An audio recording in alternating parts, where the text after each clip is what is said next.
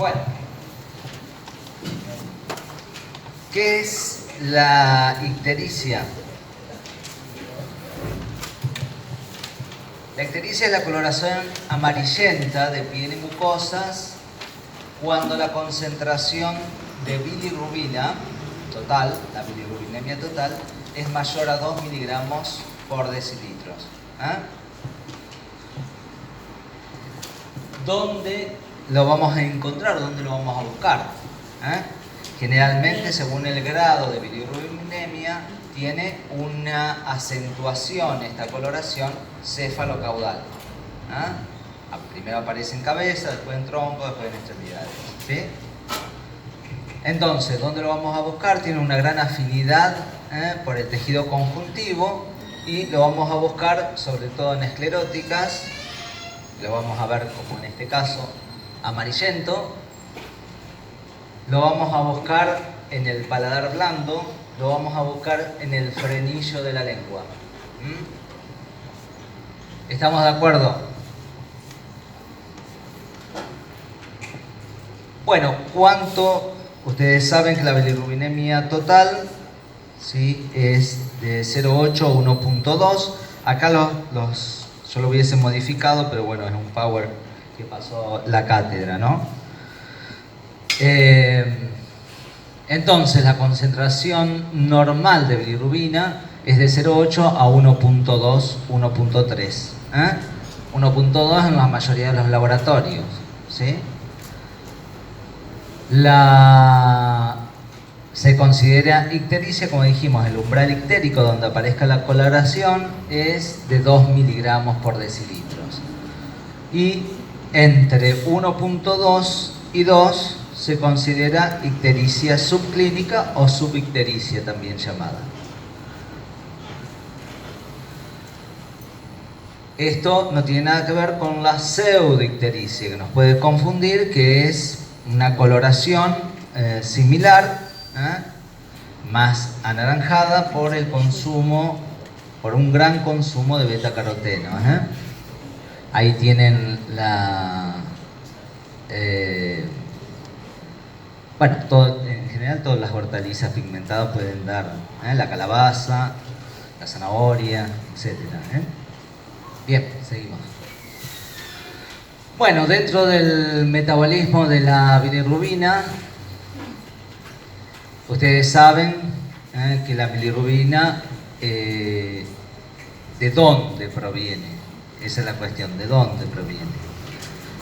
Proviene, una vez que cumplen los 120 días, entre 90, 100 o 120 días, la mayoría de los glóbulos rojos se destruyen en el sistema retículo antiguo, retículo endotelial, hoy fagocítico macrofágico, del vaso y de la médula ósea, ¿sí? En menos proporción del hígado, ¿no? Luego se libera, hay una liberación, se divide la globina, que es la parte proteica de la hemoglobina, y el hemo, y del hemo se convierte por otros pasos sucesivos en biliverdina y luego en bilirrubina libre. ¿Estamos? La bilirrubina libre, que es bilirrubina no conjugada o indirecta, pasa a la circulación y esta normalmente es liposoluble, ¿no es cierto? ¿Se acuerdan del metabolismo? Es liposoluble y es tóxica para el organismo. Pasa a la circulación junto, por eso va acompañada con la albúmina. Bien, dentro llega a través del polo sinusoidal del hepatocito y ahí en el polo sinusoidal es ingresada al hepatocito a través de un mecanismo facilitado por la ligandina, y la I actúa generalmente cuando la concentración de bilirrubina es normal, y la Z, son dos mecanismos, dos proteínas transportadoras, I y Z, y la Z actúa cuando hay una hiperbilirrubinemia. Ahí ingresan al hepatocito y en el hepatocito son conjugadas con dos moléculas de ácido glucurónido a través de la UDP, glucuroniltransferasa. Esto es lo más importante. Es conjugada y luego excretada en forma activa al polo biliar del hepatocito. ¿Estamos? ¿Hasta ahí me siguen? ¿Sí? Bien, acuérdense que hay un polo. Este es el espacio de Dich, este es el sinusoide y este sería el polo sinusoidal del hepatocito. Y este sería el polo biliar del hepatocito. ¿Estamos de acuerdo? Bien. Entonces, la bilirrubinemia total, la bilirrubina en sí, vamos a tener en plasma bilirrubina directa y bilirrubina indirecta. La bilirrubina indirecta es de 0 a 1 miligramo y la bilirrubina directa, en menos proporción, es hasta 0,3 miligramos por decilitro. Con lo cual la concentración normal, como dijimos antes, es de 0,8 a 1,3, 1,2. Luego, una vez excretada al polo biliar del hepatocito, se excreta por la bilis, ¿sí? Se excreta junto con las sales biliares al intestino, la segunda porción del duodeno, y esta, a su vez, acuérdense que tiene un circuito entero hepático. Esta bilirrubina conjugada se libera, se absorbe y también se transforma en estercobilina. ¿Sí? La estercobilina también, por acción de las enzimas bacterianas dentro del intestino, se transforma en estercobilina y esa estercobilina también tiene un circuito entero hepático y parte se excreta de 100 a 200 miligramos día, se excreta por las heces.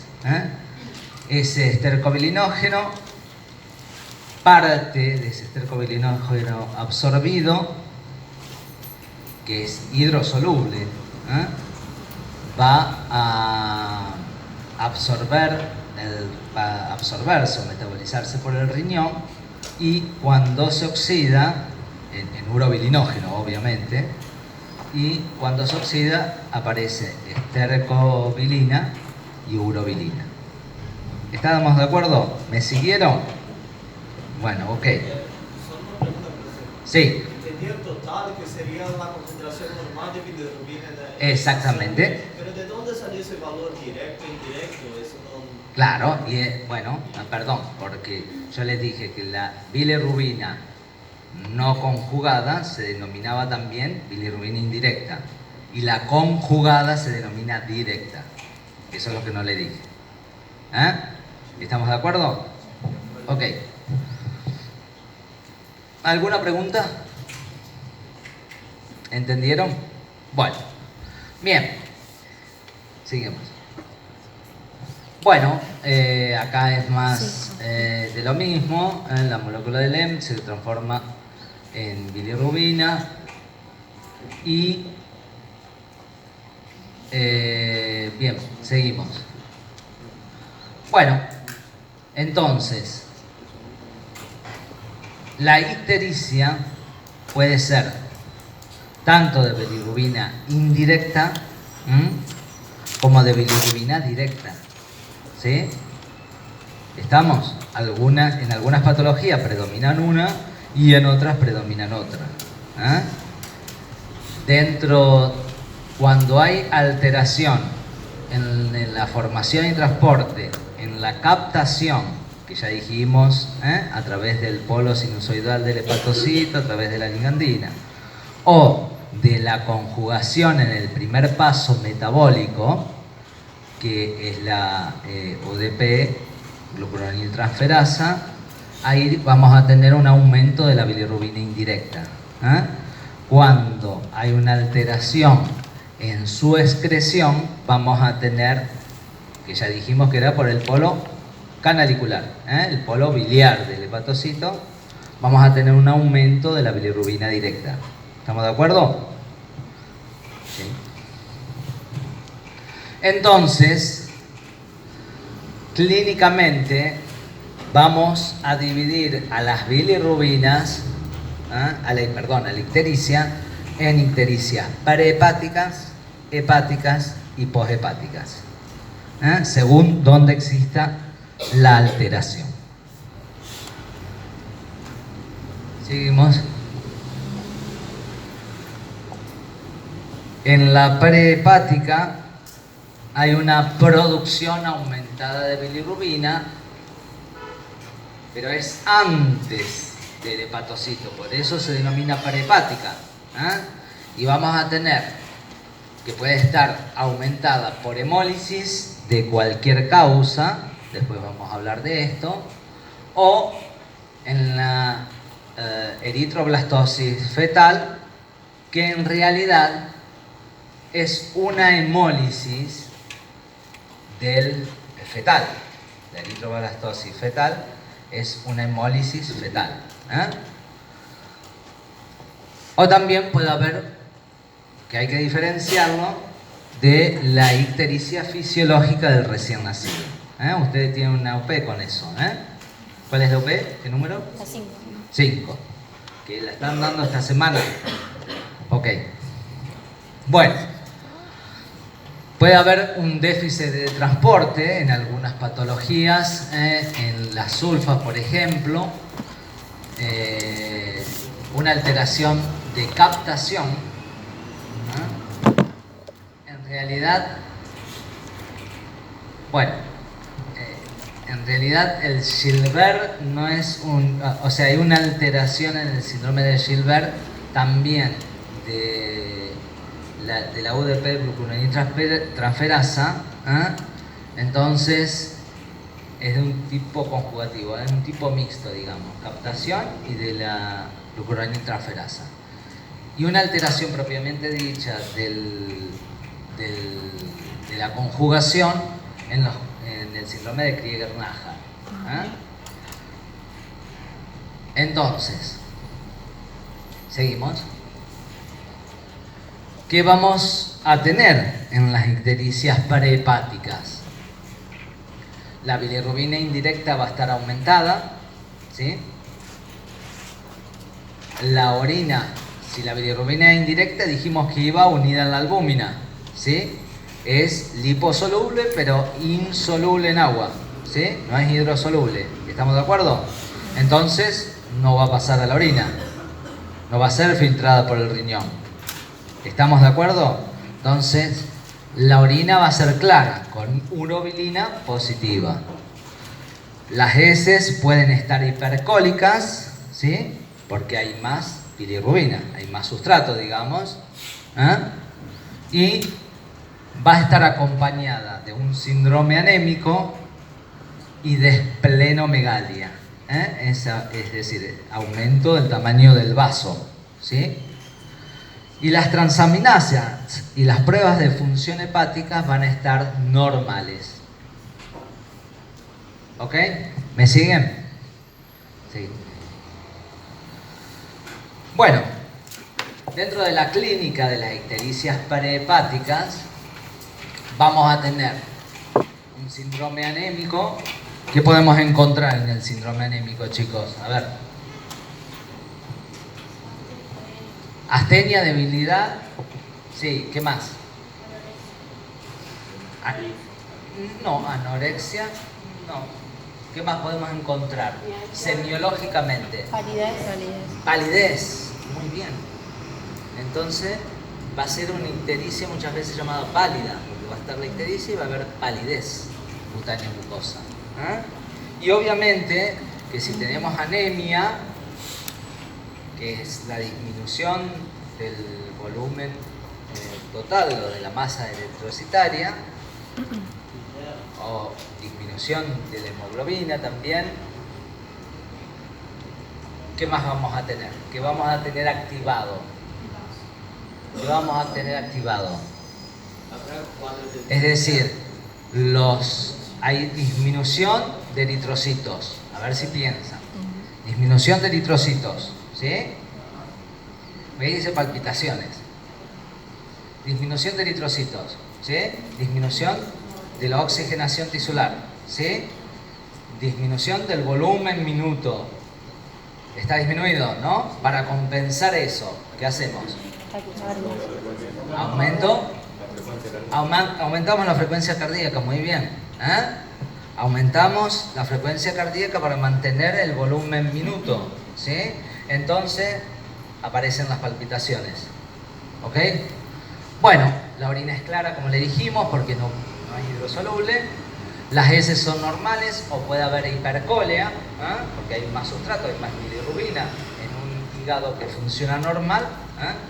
Va a haber más bilirrubina en el colon, por lo cual va a haber más estercobilina. El hígado va a estar sano, como dijimos, las pruebas de funcionamiento hepático van a estar normales. Va a haber esplenomegalia, ¿sí? Aumento del tamaño del vaso, que semiológicamente, ¿cómo lo vamos a encontrar?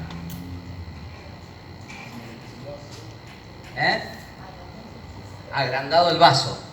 Semiológicamente, ¿cómo lo vamos a encontrar, chicos, ese agrandamiento del vaso? ¿Por palpación o por percusión? Muy bien. Entonces, por palpación, vamos a encontrar ¿qué del vaso? Muy bien, el polo inferior del vaso. Muy bien. Y por percusión, obviamente, que lo vamos a hacer ¿en qué posición? En decúbito lateral. ¿De qué decúbito lateral? Derecho. ¿Sí? Decúbito lateral derecho. Es la única manera que se percute el vaso. ¿Sí? Vamos a encontrar un agrandamiento en esa matidez. ¿Sí? Bien, es decir, el vaso, ¿se palpa normalmente? No. Si se palpa, ¿es patológico? Sí. ¿Quedó claro eso? ¿Se puede percutir el vaso? Sí, se puede percutir. Si no lo percuto, ¿es anormal? No. Ahora, si lo percuto dentro de ciertos límites, no tiene que pasar nunca la línea axilar media. ¿Sí? Ok. Obviamente estamos hablando del hipocondrio izquierdo. ¿Me siguen? Ok. Bueno. Bien. Entonces, el laboratorio vamos a tener la anemia. ¿Qué pasó? Que faltaron los dos chicos. Sí, por eso fui antes. ¿Y qué pasó? Ok, muy bien. Bueno, entonces, en el laboratorio vamos a tener anemia, aumento de la bilirrubina total con predominio de la indirecta, y el laboratorio hepático normal y urobilina aumentada en orina. Seguimos. Bueno, acá ustedes tienen dentro de esa UP la ictericia del recién nacido, porque es un caso de un recién nacido, ¿no? De un bebé de pocos días de nacer. Entonces, tenemos que distinguir entre una ictericia fisiológica del recién nacido y una ictericia no fisiológica del recién nacido.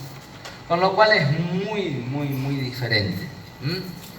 Entonces, la ictericia fisiológica del recién nacido se da en un 60% de los nacidos a término y en un 80% de los prematuros, o sea que es algo bastante común. en lo cual no hay que asustar a la madre. Es monosintomático, ¿por qué? Porque el único síntoma es la ictericia, todo lo demás está normal, ¿sí? Es fugaz, porque aparece y desaparece, no se mantiene en el tiempo, y esto es un dato clave, lo que sigue ahí, acá, ¿me entienden? Aparece entre el segundo, después luego de las 48 horas, ¿está? Luego de las 48 horas, del segundo al séptimo día. Es leve, siempre con una bilirubinemia inferior a 12, algunos libros dice 10, y obviamente, como dijimos, es de predominio indirecto. En la no fisiológica aparecen el 6% de los recién nacidos, aparecen inmediatamente en las primeras 24 horas, ¿sí? Y la bilirrubina aumenta más de 4 miligramos, y más de 5 y más de 20 también puede llegar a aumentar, aumenta mucho, y pueden aparecer otros síntomas, alteraciones hepáticas, fiebre y sobre todo el gran temido, afectación de los ganglios basales, que se denomina carnitis. Muy bien, seguimos. Entonces, en la ictericia fisiológica, ¿por qué se provoca la ictericia fisiológica del recién nacido? Sobre todo, dijimos, de los prematuros. Porque hay una inmadurez del sistema enzimático del hígado, porque hay una menor vida del glóbulo rojo en los recién nacidos, hay una poliglobulia, el bebé nace con una carga de glóbulos rojos mayor, porque son inmaduros, hay muchos inmaduros.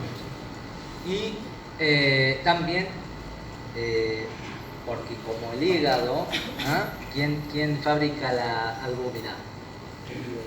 El hígado, muy bien. Entonces, y como el hígado está inmaduro, hay una hipoalbuminemia. Y tenemos el hecho también que la lactancia materna eleva los niveles de beta-glucuronidasa y hay mayor absorción de bilirrubina para la circulación enterohepática. Todos estos condicionantes hacen que aparezca la ictericia fisiológica del recién nacido. ¿Estamos? Sí. Nada que ver con la eritroblastosis fetal. ¿Sí? Que hay una incompatibilidad RH materno-fetal. El grupo ABO no hay incompatibilidad. ¿Sí? Puede ser el más frecuente que el RH u otros grupos antigénicos del eritrocito. ¿Estamos? Entonces, ¿qué es lo que pasa? ¿Qué es lo que pasa acá? Normalmente, y esto, bueno, me río porque yo soy RH negativo y mi señora también era un chiste siempre del doctor Sanutini, un gran médico, no sé si sigue, ya se retiró. Sí, No, de acá de la facultad. Sigue. No, pero debe estar en la... Bueno, claro, ¿cuál es el problema? Si mi señor es RH negativo y yo soy RH negativo, es imposible que tengamos, o sea, si el hijo fuera mío, es imposible que tengamos incompatibilidad. Así que bueno, yo rogara que fueran RH negativas, ¿no es cierto? Bueno, o sea que si los dos son RH negativos no puede haber un RH positivo. En cambio, si uno u otro es negativo y positivo, sí lo puede haber. ¿Estamos de acuerdo? Bien, entonces, en ese primer embarazo puede tener un feto RH positivo. Con lo cual, si existe algún tipo de hemorragia placentaria, sangrado vaginal, etc., los eritrocitos que están muy cerca de la placenta, los eritrocitos fetales, ¿sí?, pueden accionar, como son antigénicamente diferentes a los de la madre, pueden hacer que aparezcan anticuerpos anti-RH positivos en la madre. ¿Estamos? Y normalmente en el momento del parto, periparto, y en el momento del parto, hay contacto generalmente con los eritrocitos del feto y la sangre de la madre. ¿Sí? Entonces es ahí a donde se provoca la reacción, que esa primera gestación no la va a sufrir, porque ahí se empiezan a generar, ¿me entendieron? Lo va a sufrir la segunda paridad. ¿Entienden esto? Si no me entienden, me preguntan. Bien, entonces, cuando hay una segunda gesta RH positiva, ¿sí? Los anticuerpos que ya tiene la madre van a producir una hemólisis en ese feto, ¿sí? Una hemólisis en ese feto. Ahora, la hemólisis generalmente es intrauterina, chicos, porque esto también hay que explicarlo. La hemólisis generalmente es intrauterina, y que uno lo observa, o sea, dentro de los controles prenatales lo va a observar. Entonces, esa hemólisis, es decir, vamos a tener signos de que ese niño, ese feto está anémico dentro del útero. Bien, entonces, esos anticuerpos anti-RH van a pasar y van a atacar los glóbulos rojos del niño. ¿Quedó claro? Bien. Bueno, ahí dice las inmunoglobulinas atraviesan la barrera placentaria, llegan al torrente sanguíneo fetal, cubren el eritrocito de RH positivo y atraen macrófagos que se adhieren a él y causan hemólisis. Es decir, que el niño va a tener, es un cuadro hemolítico intrauterino, fetal intrauterino. ¿Sí? Ok, bien. ¿Seguimos? Bueno, acá es más de lo mismo para explicarlo. ¿Sí? Seguimos. Entonces, en la eritroblastosis, ¿por qué denominamos eritroblastosis? ¿Por qué piensan que denominamos eritroblastosis? A ver. ¿Cómo? Es decir, acuérdense que hay una hemólisis del niño, de ese feto. Hay una hemólisis. Si nosotros tuviéramos una anemia, tendríamos reticulocitos, que es una forma inmadura o casi madura del eritrocito. ¿Sí? Reticulocitos. Ahora, el niño, las formas más inmaduras, porque la médula se vuelve reactiva, es el eritroblasto. Y el eritroblasto en el recién nacido hay una muy pequeñita proporción en el recién nacido. Pero en este caso está muy aumentada. ¿Entiende por qué se denomina eritroblastosis fetal? Porque en la sangre periférica vemos eritroblastos que no tiene que haber. ¿Sí? Ok, seguimos. Perdón, volvemos atrás. Y obviamente que la bilirrubina aumenta muchísimo y va a provocar el kerníctero, que es un tipo de encefalopatía. Por esa bilirrubina indirecta, tóxica, liposoluble, que ingresa, pasa la barrera hematoencefálica e ingresa en el cerebro. Sobre todo se concentran los ganglios de la base. Bien.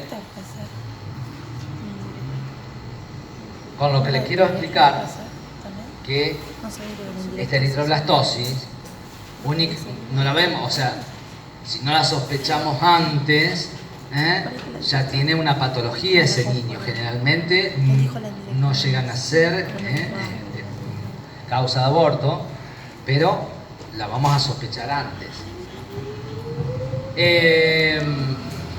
Ictericias no fisiológicas. Otras causas de ictericias no fisiológicas: anomalías en la formación de eritrocitos. Dijimos que otras causas no fisiológicas, o sea, patológicas de ictericia prehepática son las hemólisis, ¿sí? Por ejemplo, la esferocitosis, ¿sí? Todo lo que las causas de hemólisis, estas van a ser causas de hemólisis extravascular. Las hemólisis las dividimos en intravasculares y extravasculares. Extravasculares, ¿me siguen?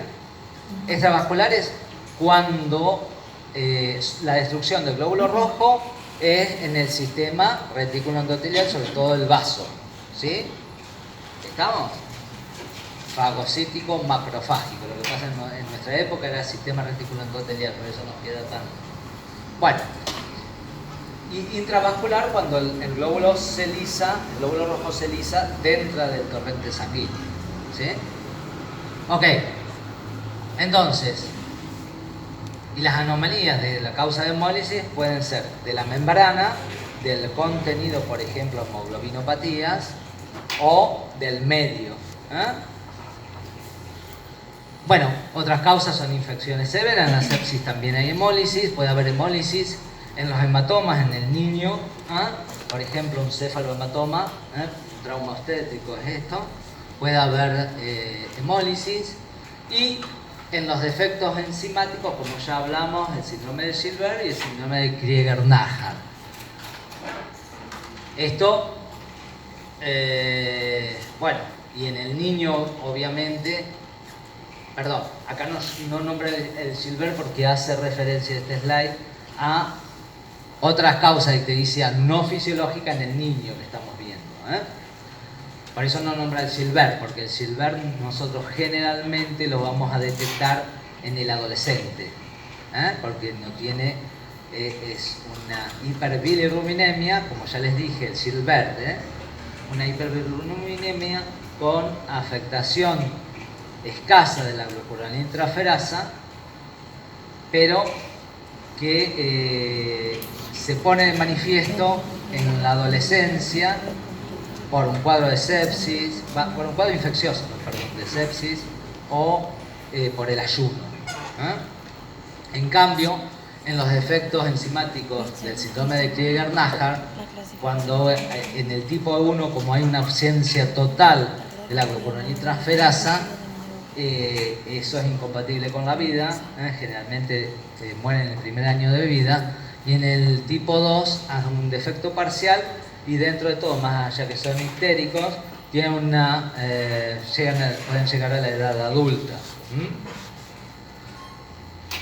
Y también puede haber una atresia de vía biliar en el niño, otras causas en el niño, atresia de vía biliar que con características de hiperbilirubinemia o de ictericia posthepática. ¿Me entendieron? Ok, si no entienden, preguntan, ¿eh? Sí. Bueno, para diferenciar la ictericia fisiológica de las no fisiológicas, hay que recabar los antecedentes familiares, por ejemplo, los síndromes hereditarios que estuvimos viendo, el antecedente del embarazo y del parto, ¿eh? Es decir, los antecedentes del embarazo. Nosotros le vamos a pedir, obviamente, grupo y factor y anticuerpos, a la madre, si existen anticuerpos anti-RH, y el estado y características del recién nacido, horas de aparición de la ictericia, ritmo de ascenso, en las ictericias no fisiológicas el ascenso es muy rápido, más o menos 5 miligramos por día. La edad gestacional, si es prematuro o no, y si existe o no otra patología agregada, como dijimos, fiebre, esplenomegalia, etc. Muy bien, seguimos. Bueno, acá las zonas que es generalmente, las zonas de Kramer, es siempre cefalocaudal.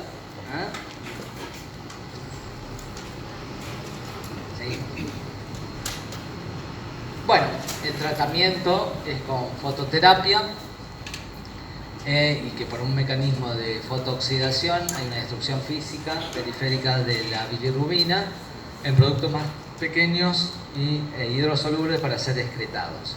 ¿Seguimos? Otra vez volvemos. Hay un déficit de captación y conjugación en el síndrome de Gilbert, como dijimos, aparece en la pubertad. Hay una ictericia conjuntival que se mantiene, generalmente la concentración de bilirrubina no son grandes y aumenta con el ayuno, el estrés y las infecciones. La orina y las heces son normales, hay un aumento de la bilirrubina indirecta, el laboratorio hepático es normal y generalmente encontramos casos familiares. En el familiograma encontramos casos familiares.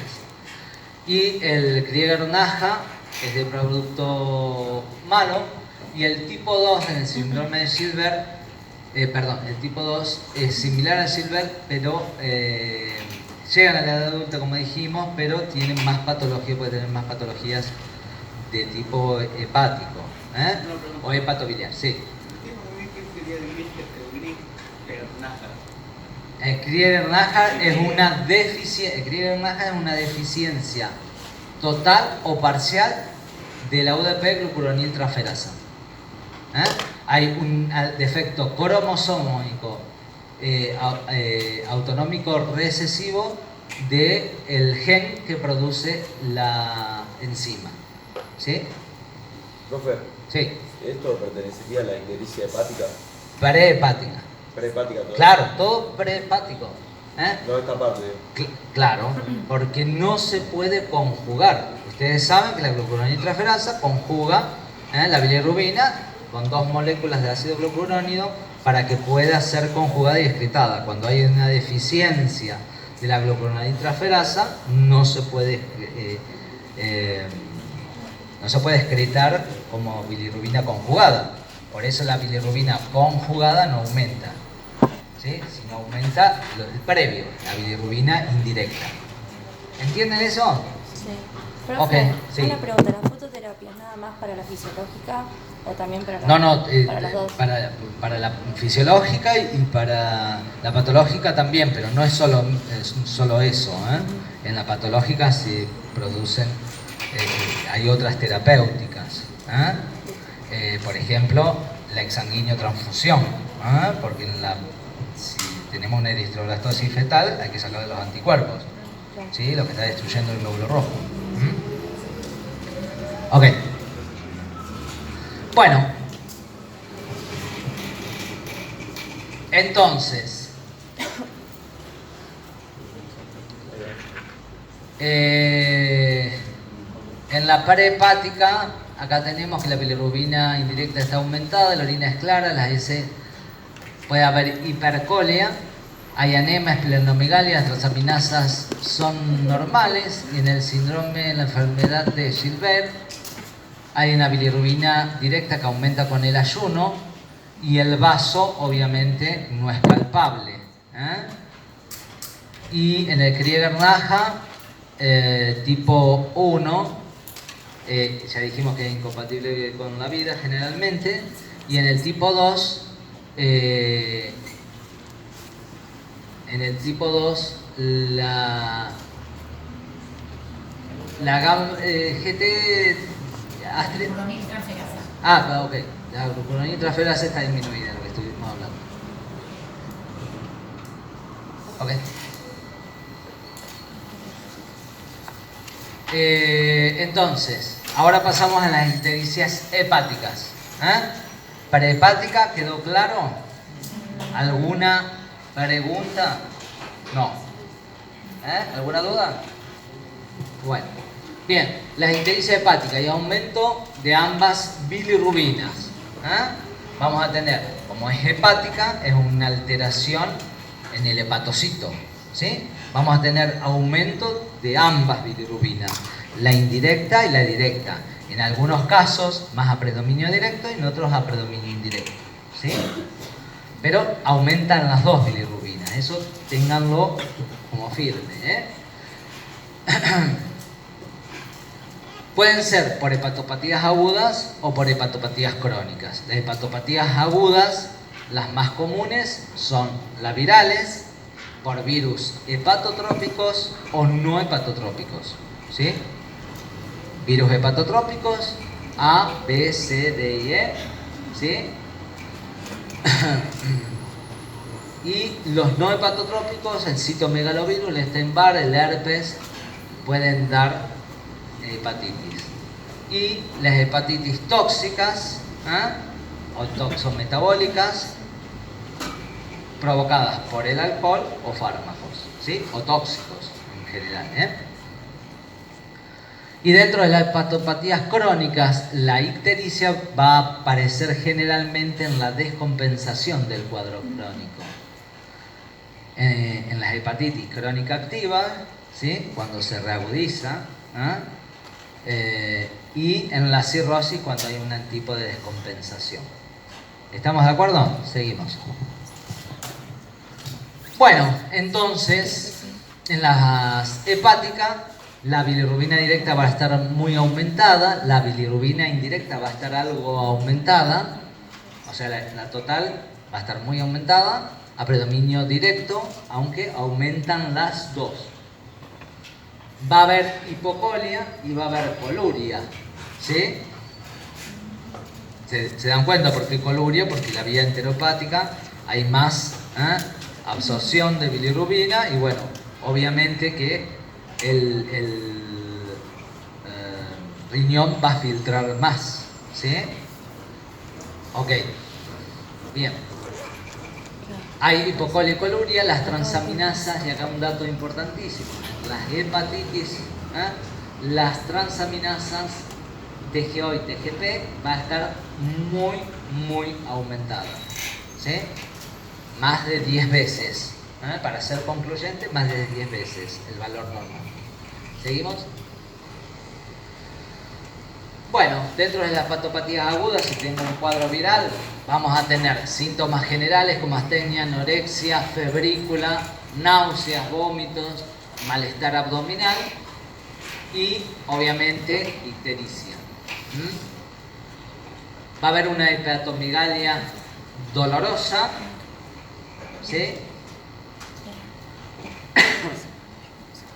Coluria, hipocolia. En el laboratorio puede haber linfocitosis, aumento de la bilirrubina directa e indirecta, las transaminasas, como dijimos, muy aumentada. En la orina va a aparecer la bilirrubina directa y la serología para hepatitis, para algunas de las hepatitis, nos va a dar positivo. ¿Estamos? Bien. Seguimos. En las hepatopatías crónicas vamos a tener hepatopatías crónicas, es decir, en un hígado cirrótico. También podemos tener síntomas generales porque puede agravarse por una infección, astenia, anorexia, náuseas, pérdida de peso, hígado palpable o no, después vamos a comentar, con aumento de su consistencia. Y en la hepatopatía crónica podemos tener los estigmas cutáneos de la hepatopatía crónica, que son la palma hepática, los nebus arácnidos, la hipertrofia parotidia, esto sí es muy típico del etilismo, ¿no? Es decir, del alcoholismo. Ginecomastia con distribución feminoide del vello, y también podemos tener signos de hipertensión portal como es la circulación colateral, la citis y la escleromegalia. ¿Sí? ¿Entienden eso? Seguimos, a ver qué hay, que no me recuerdo. Bueno, acá hay una muestra de la ictericia de la palma hepática, que es un eritema palmar. ¿Sí? Los nebus abajo a la izquierda, los nebus arácnidos, ¿sí? La citis y la hipertrofia parotidia con la rubicundez facial muy típica del etilismo, ¿sí? ¿Lo ven? La pregunta semiológica Astrid, le vamos a hacer a los chicos, cómo sabemos que hay un aumento, una hepatomegalia verdadera. ¿Cómo sabemos que hay una hepatomegalia verdadera? Palpación. Mediante palpación, mediante palpación hepática, que vamos a palpar. El borde.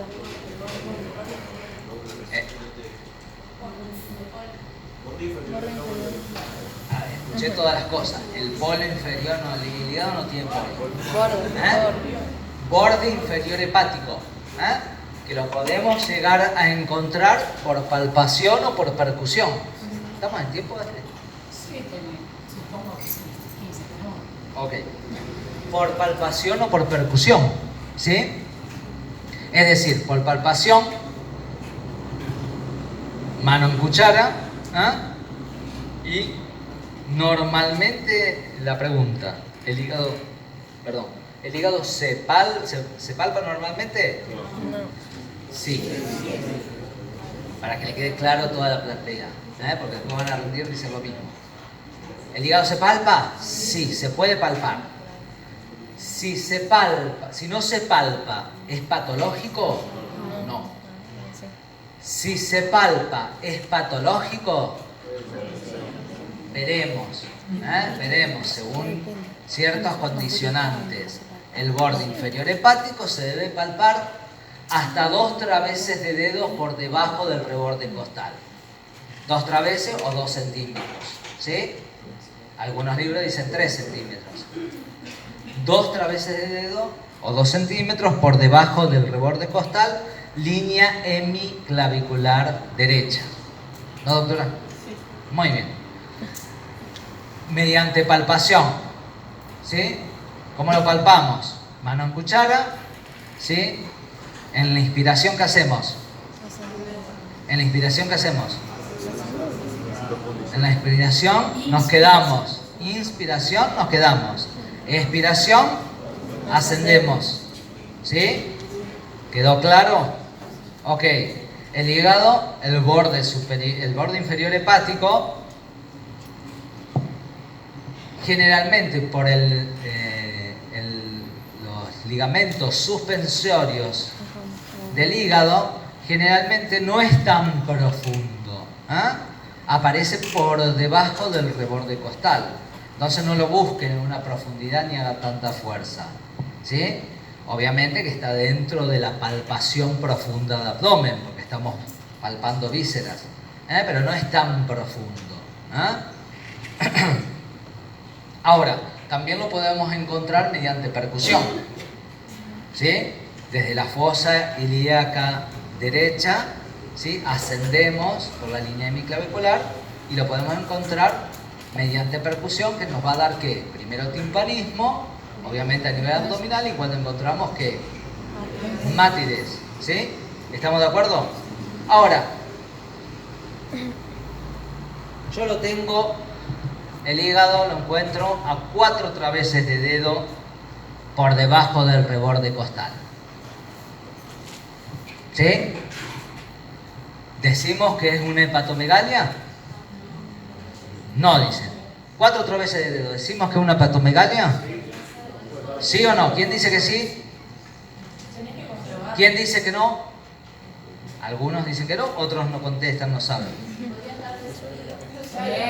Muy bien, muy bien. Entonces, tenemos que distinguir entre una verdadera hepatomegalia y una ptosis, hepática. PT, ptosis hepática, ¿sí? ¿Cómo sabemos que hay una verdadera hepatomegalia? ¿Buscando qué? Buscando mediante percusión torácica el borde superior hepático, que lo vamos a encontrar en el 4.º espacio intercostal, línea hemiclavicular, ¿sí?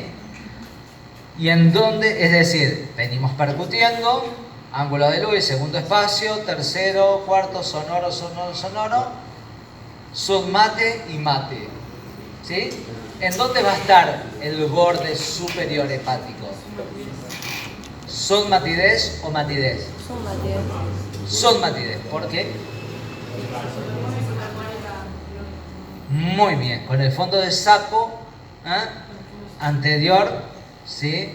Pleural, y obviamente que hay parénquima también. Entonces, el borde superior hepático lo vamos a encontrar en la submatidez. ¿Estamos de acuerdo? Bien. ¿Y cómo sabemos si hay una verdadera hepatomegalia? Midiendo la cara anterior hepática. ¿Sí? Midiendo la cara anterior. Es decir, normalmente la cara anterior hepática es de 10 a 12 centímetros. Si tiene más de eso, hay una hepatomegalia. Cuando encontramos la submatidez marcamos, y cuando encontramos el borde inferior marcamos. ¿Estamos de acuerdo? Bien. Como en la palpación vamos a encontrar el borde inferior hepático, tenemos que saber las características de ese borde inferior hepático. ¿Se acuerdan? ¿Cómo es? ¿Cómo es? Es agudo, liso, regular, indoloro. Liso, regular, ¿sí? Indoloro, es decir, yo lo palpo, no despierta el dolor. Y de consistencia fibroelástica, ¿sí? Bueno, entonces, seguimos, a ver. Bien. Estamos... ¿alguna pregunta hasta acá? Sí.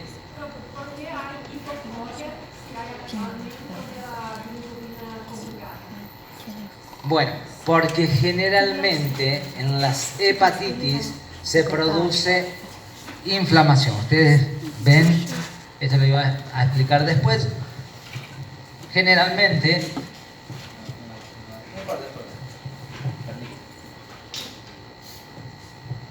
¿por qué hay hipocolia? La hipocolia generalmente la vamos a tener en las polipáticas, ¿sí? Sí. Pero ¿qué es lo que pasa? Ustedes saben que hay una gran necrosis de hepatocitos en las hepatitis virales, ¿sí? ¿Esto qué es? Una rueda, me dicen. ¿Esto qué son? Lobulillos hepáticos. Esto es el lobulillo hepático, ¿sí? ¿Esto qué sería? Muy bien, venas centrolobulares, ¿sí? Venas centrolobulares, y hay que tener muy presente, ¿sí? Acuérdense que los hepatocitos se disponen en trabéculas, ¿sí? Como radiada de la vena centrolobular, ¿sí? Hacia la periferia, ¿sí? ¿Se acuerdan de esto? Anatomía hepatocal, ¿se acuerdan? Lo tienen que estudiar. Es decir, el concepto de lobulillo, que es esto, ¿sí? Y el concepto de ácido, es decir, lo funcional, ácido hepático, lo funcional es eso. ¿Y esto qué es? Muy bien, espacio porta. Donde vamos a encontrar, ¿qué vamos a encontrar? Esto rojo, ¿qué es? Sí, ¿qué más? ¿Qué vamos a encontrar? La vena qué. Ay, hablen fuerte y soy sordo. ¿La vena qué? Porta. Bien, y muy bien. Conductos biliares. ¿Qué? Eso está formado por las tres cosas del espacio porta, ¿no? Ok. Y esto es el ácido, concepto de ácido. Ácido hepático. Porque es el concepto funcional. ¿Sí? Uno es el concepto anatómico y otro el concepto funcional. ¿Sí? Bien. ¿Alguna pregunta? La pregunta la vamos a responder, se me ha olvidado. Entonces, como hay necrosis acá, se afectan, al haber necrosis hay inflamación y se afectan, obviamente, ustedes saben que acá viene otro hepatocito y acá está el capilar biliar, ¿sí? Como hay necrosis de esto, también hay inflamación a nivel capilar y a nivel de la vía biliar, No hay inflamación, hay, también puede haber hipocolia. Si no pasa la bilirrubina, ¿sí? al conducto biliar. ¿Sí? ¿Estamos? Bien, ¿alguna pregunta más?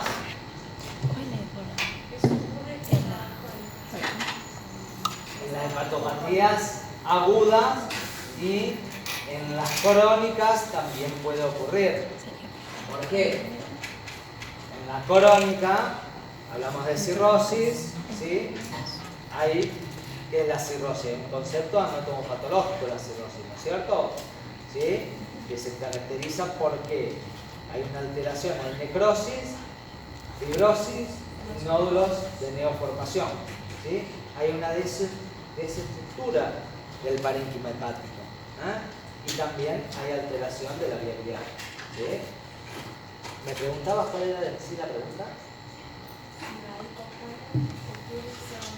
No, en las hepatopatías agudas y crónicas puede haber hipocolia, pero no es característico solamente de hipocolia. Después vamos a ver la ictericia poshepática.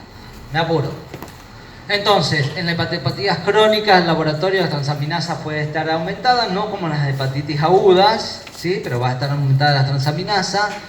Hay otras en la hepatitis alcohólica. No solo las transaminasas, sino todas las enzimas de colestasis y la GTO, la glutamic transpeptidasa, también puede estar aumentada. Eso es más característico.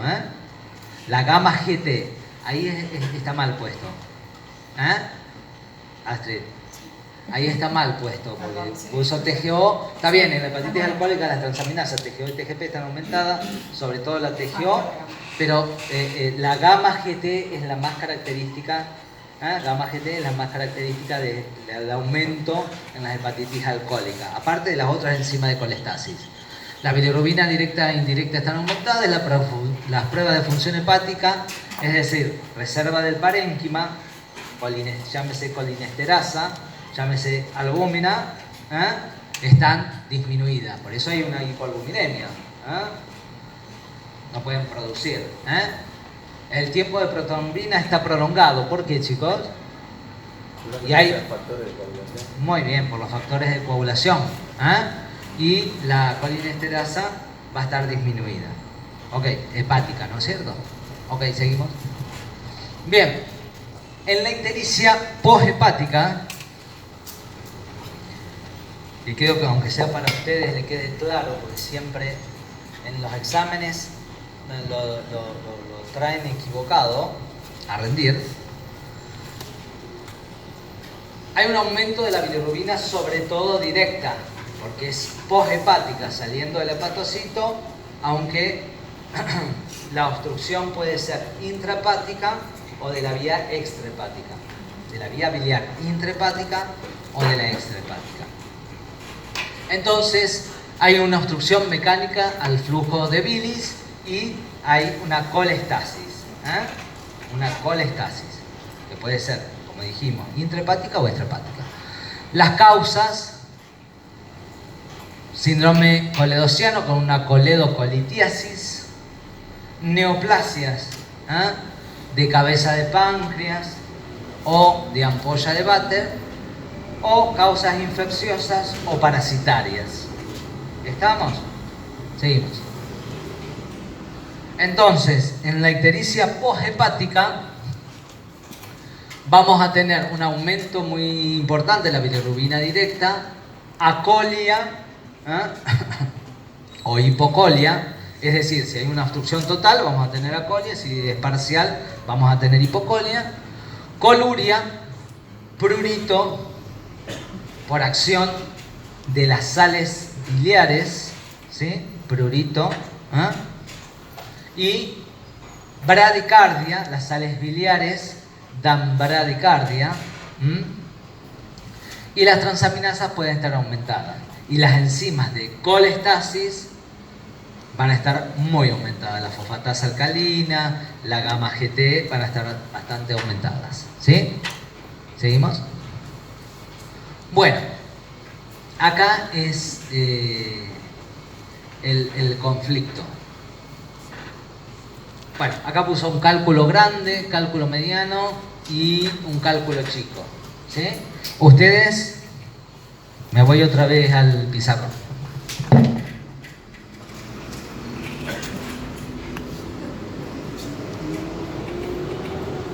A ustedes les pregunta,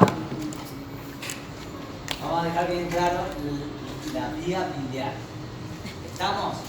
Bien claro la vía biliar, porque si no, no podemos entender. Capilar biliar, que está formado directamente por los hepatocitos. ¿Sí? Capilar biliar. ¿Sí? Colangiolo. Luego, acá tenemos los conductillos biliares, también llamados colangiolos. ¿Sí? Los colangiolos se unen en una red más importante de canalículos biliares. ¿Sí? Que luego van a dar ¿qué? ¿Cómo? Los conductos hepáticos. ¿Sí? Tenemos el hígado, ¿sí? Y conducto hepático derecho e izquierdo, uno para cada lóbulo. ¿Sí? ¿Estamos?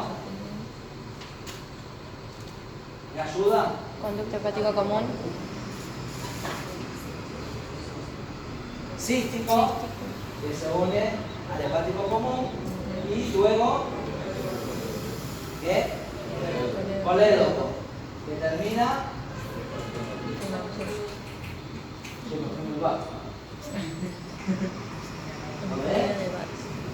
que termina con una especie de páncreas que dibujé en ¿dónde? En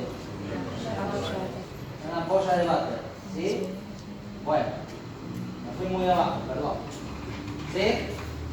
Bueno, es decir, que dentro de las vías biliares extrahepáticas, lo que estamos viendo es un cálculo aquí. ¿Sí? Es decir, litiasis vesicular.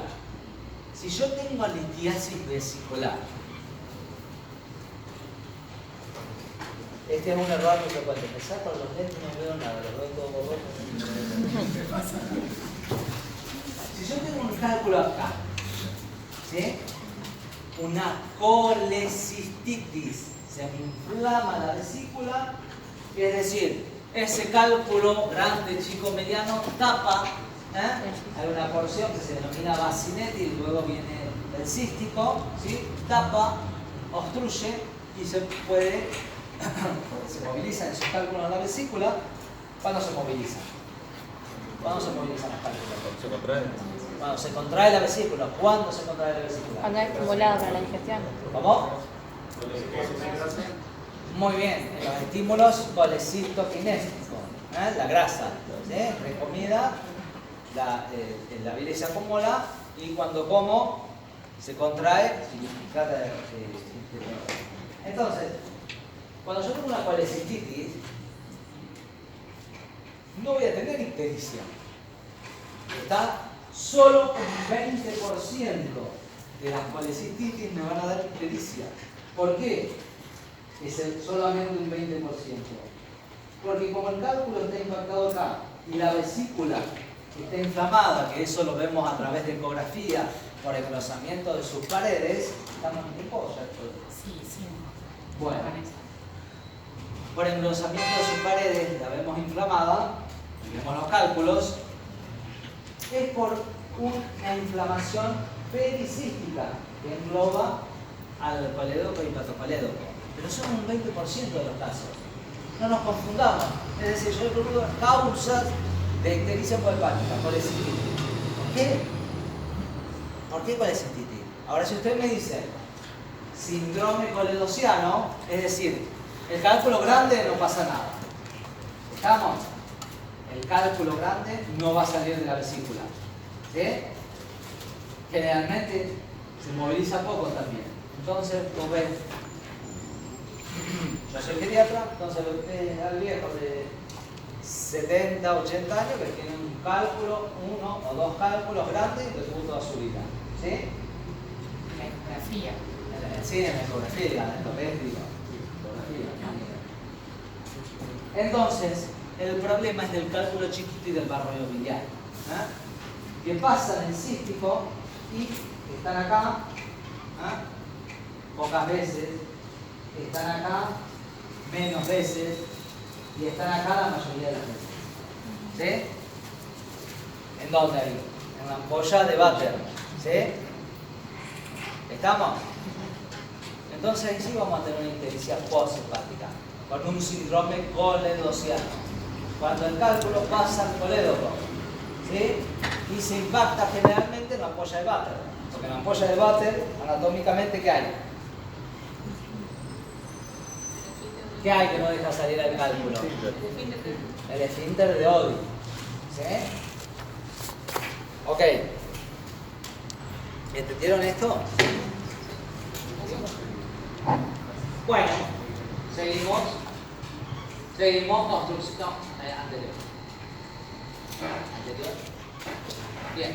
Entonces, en el coledo, como dijimos, puede haber un síndrome coledociano y en la ampolla de váter, aparte del síndrome coledociano, como va a tapar el conducto excretor del páncreas, que se denomina Wilson, vamos a tener el peligro de tener una pancreatitis. ¿Estamos? Ese es lo más peligroso, una pancreatitis. Seguimos.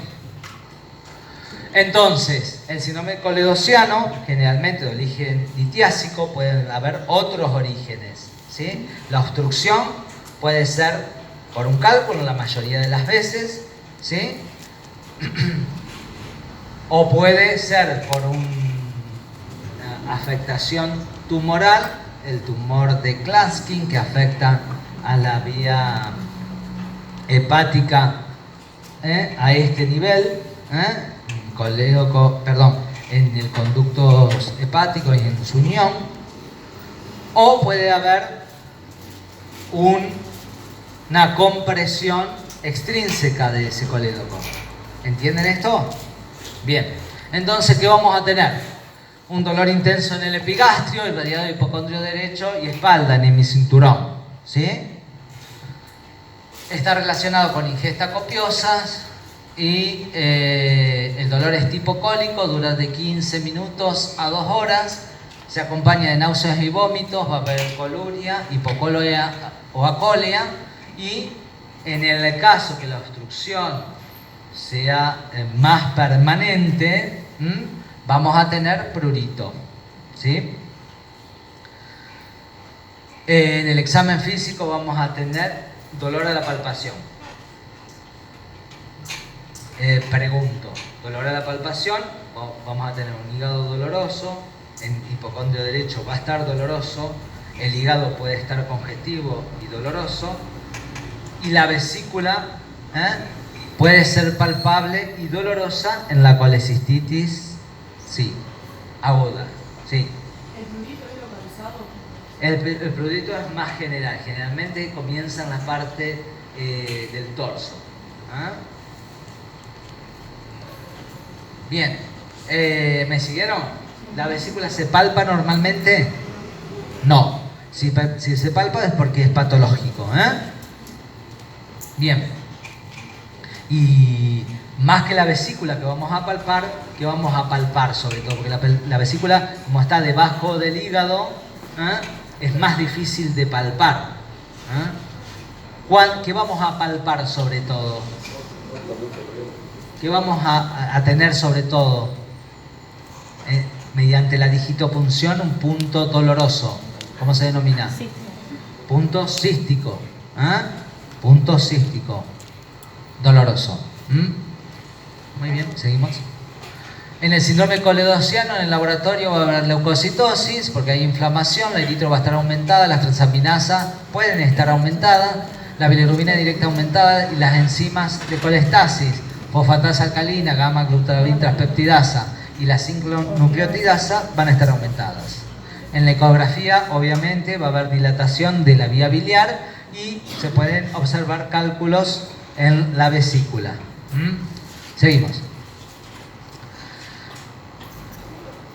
Ictericia obstructiva de causa neoplásica. Dijimos que la compresión extrínseca puede ser por un tumor en la cabeza de páncreas o por otras patologías que pueden comprimir. Por ejemplo, un linfoma, un ganglio también puede comprimir la vía biliar. ¿Estamos de acuerdo? Puede ser intracanalicular o extracanalicular. A eso es lo que voy. En este caso, de causas neoplásicas intracaniculares, el Claskin, por ejemplo, ¿no es cierto? Y en el caso del cáncer de cabeza de páncreas, vamos a tener ictericia fría. ¿Por qué? Para diferenciarla, o los viejos embriólogos la diferenciaban de ictericia caliente, por ejemplo, en otras formas infecciosas, ¿sí? Entonces, vamos a tener ictericia, hipocolia, colurio, prurito. Ya vienen con una historia de pérdida de peso, de anorexia, de astenia, de anemia, de la 5A. Sí.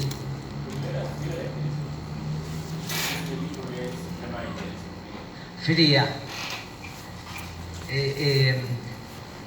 La ley de Courvoisier-Terrier, ley de Courvoisier-Terrier dice así: ante toda ictericia fría y progresiva con vesícula palpable, es cáncer de cabeza de páncreas hasta que se demuestre lo contrario.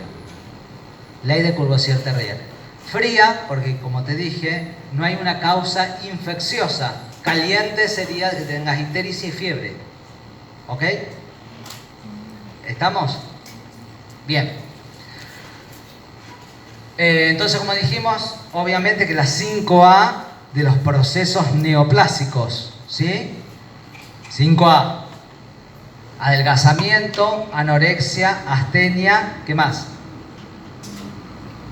Anemia, ¿sí? ¿Y la quinta? No me la acuerdo. Bueno, 5A. Entonces, anemia, anorexia, astenia, anemia y adinamia. Estudios complementarios, la ecografía, el ataque y la colangiografía retrógrada. Seguimos. Bueno, acá tenemos la hepática, ya lo dijimos, la bilirrubina directa, la colia y la hipocolia, coluria, prurito, bradicardia y transaminasas positivas. Seguimos. Bueno, ¿querés? No damos. Bueno, listo. Para discutir el caso clínico, ustedes, más allá de... No vamos a discutir el caso clínico, pero acuérdense que tiene ciertos predisponentes en quienes se ven más los cálculos. En las mujeres, que es obesa, que tiene un sobrepeso, obesa y es multípara. En eso se ven más cálculos en la vesícula. Multípara porque en cada embarazo hay mayor éxtasis. ¿Sí? De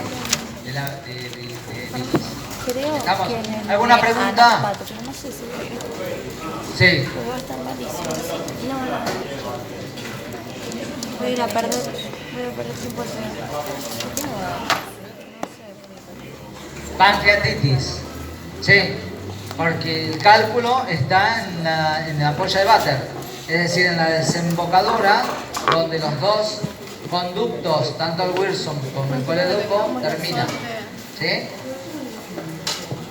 Muy bien, listo, gracias chicos por escucharme. Hasta luego.